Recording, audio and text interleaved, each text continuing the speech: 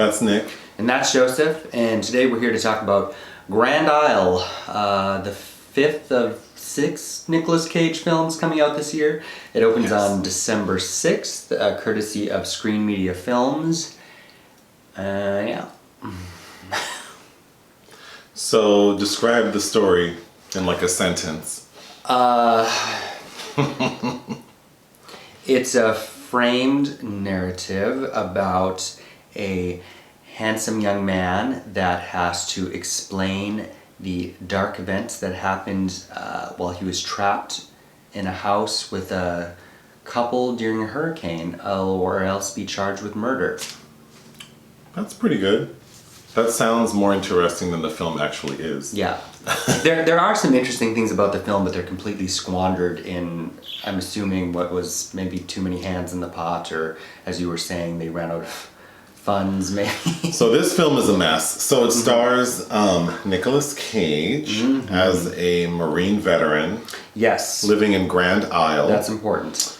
Who is married to a beautiful woman played by KaDee Strickland. Okay.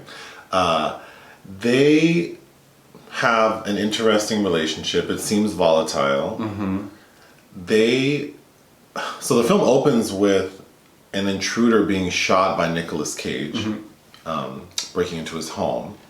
And he hires this handsome young man played by Luke Benward, who's in Dumplin'. Yes, to repair a fence that was broken during the intrusion. Yes. And it becomes clear very quickly that something is going to happen. Well, there's also a hurricane that's about to hit, but that fence needs to be repaired. And because that coincides with the repair of the fence, Buddy gets stuck with Walter and Fancy. Are their names? Actually, the original title of the script was Fancy, Buddy, and Mr. Walter.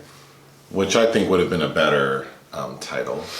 So this frame narrative is a mess because we go back and forth between Buddy being interrogated by Kelsey Grammer, who sounds like Colonel Sanders. Kelsey Grammer's terrible. It's so bad. Just so terrible.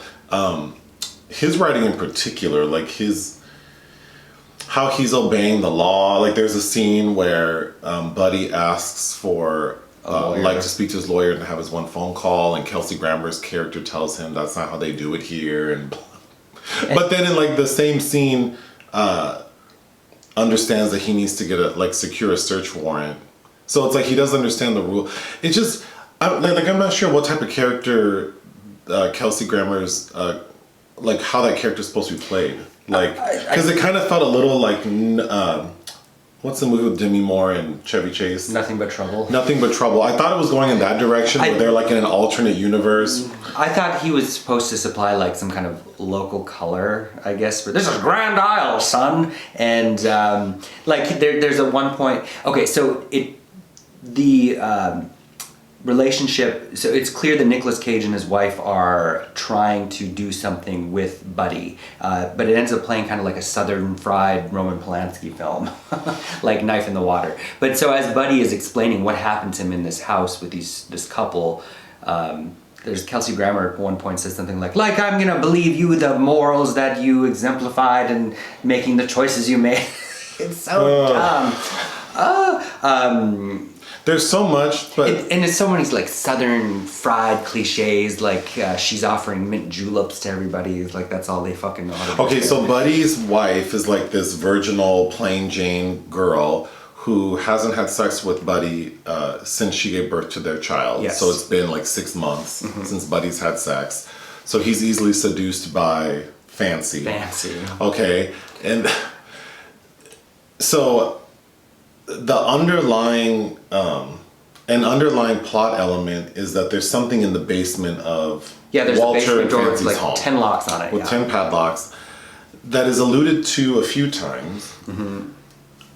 And towards the end of the film, we get a chance to understand what's in the basement, but that's never really Which is actually the most out. interesting thing about this film. And if the narrative had been put together in a different way, we could have had better hints about that, and this could have been a great gothic noir if it had been directed. Yes, but it's not. So much doesn't work for me. Buddy is well cast if he's supposed to be like a hunky young man. So that man he does serve that purpose, but I think that character's writing and the acting is not the best. He doesn't seem to be able to explain himself when he's being interrogated. It was very frustrating watching him because it's like, why don't you just say exactly what happened? Right. But instead he seems panicked, but also like very calm and can't seem to like formulate words to explain what happened to him. Well, even in the end, there's a scene where he's being held hostage. And just even the expression on his face is like, he could have been, When his wife anywhere. comes to visit him at the police station while he's being investigated. Oh, that was dumb. Oh my gosh, she just is like so clueless, and she makes all these assumptions before even asking like, well, what happened? And then when Kelsey Grammer, the detective or whatever, decides to listen to Buddy because another detective who's watching the interrogation, he mentions something that catches her ear. And then we come to find out, more than an hour into the film, that these young people have gone missing in Grand Isle. And Buddy references an article of clothing that might belong to one of these missing people. They take him seriously. So just because this other detective happened to hear this thing, the plot moves forward. Let me see that file. So they get a search warrant. They go to Buddy, to Walter and Fancy's house to search the basement, among other things. And that is calamitous. Like these 4 officers walk in there who seem to have never done a search before. And one by one they go into the basement and they don't come back. There's no allusion to like a struggle or anything. And it's at that point that Walter escapes, Fancy's arrested. That scene, which could have been so satisfying, was just like so like a popped balloon. Oh, there's some. Nicolas Cage is doing his thing, enunciating, boring dialogue and making it his own. I think we both agree that kind of KaDee Strickland walks away with the film, but there are several key sequences where you can tell her part was written by a man when she's trying to seduce Buddy, and there are also some racial subtext that I think could have also been teased out, and if this had been a well done gothic noir. As we find out in the basement, they are abducting young handsome things to breed babies, which is actually a subplot in Pink Flamingos. By the way, and if that had, and then that brings into comparison something like Don't Breathe, the Fede Alvarez film, where Stephen Lang's the blind guy that those Detroit youths are trying to rob, and he has that girl in his basement that he's trying to, for his own reasons, get pregnant.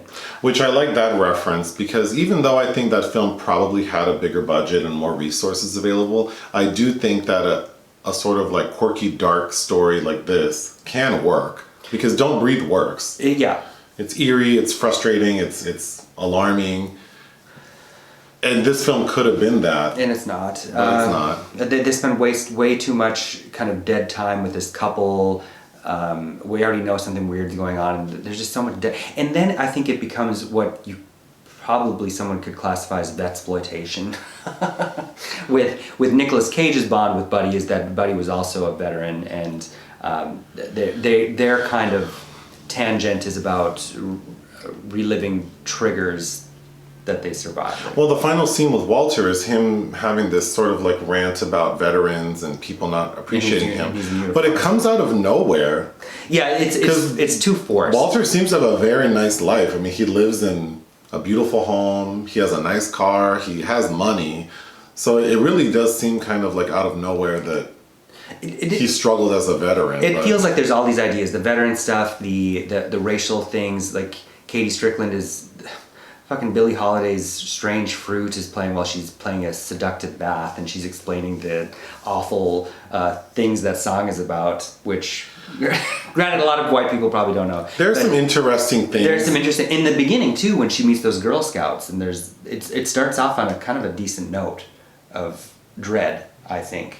Yeah, the opening scene is two little Girl Scouts selling cookies door to door, and it's clear that Fancy's the white Fancy's one of those young girls, and it does because then the brown girl says like, "Are you okay?" Like, yeah. So there's some bullshit headed our way, but this movie really felt like whomever made it had access to this nice house. Well, the director was Stephen S. Campanelli, and he's directed 2 other features, but what's more notable about his resume is he has worked on quite a few Clint Eastwood movies, and he was the assistant director on the last 2, The Mule and the newly released, or about to be released, Richard Jewell.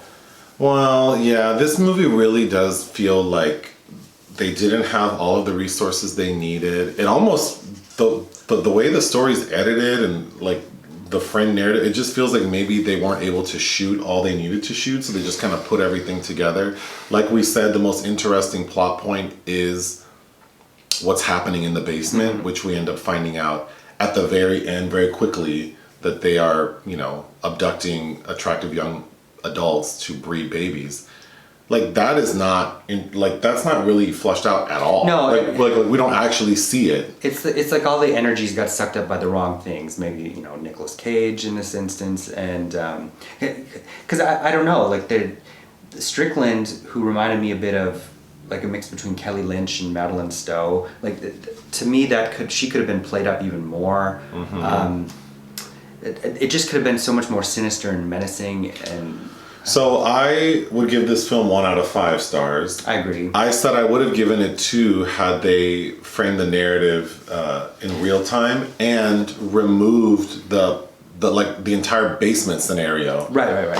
Well, Kelsey Grammer. Because it just ends up being like so disappointing. And then Kelsey Grammer. There's so many plot holes in the way that the narrative is set up because he's being interrogated by Kelsey Grammer, but how he got out of that house after the hurricane is they dump Buddy in a car with a corpse. Oh yeah. And so the cops come and he's gonna be charged with the murder of this dead dude in his car. But it's like, why didn't they just kill him too? And they had the perfect alibi during the hurricane. The way Walter and Fancy handle Buddy is so asinine that the movie's already bad, and then that just flushed it down the toilet. It was very frustrating. It was frustrating because there are so many interesting pieces, and Nick Cage, he did what he was paid to do.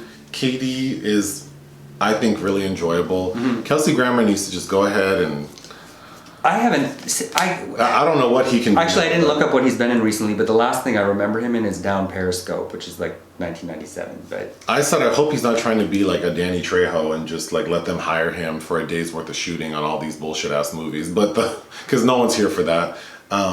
Yeah, that's all I have. Yeah, same. All right, bye. Bye.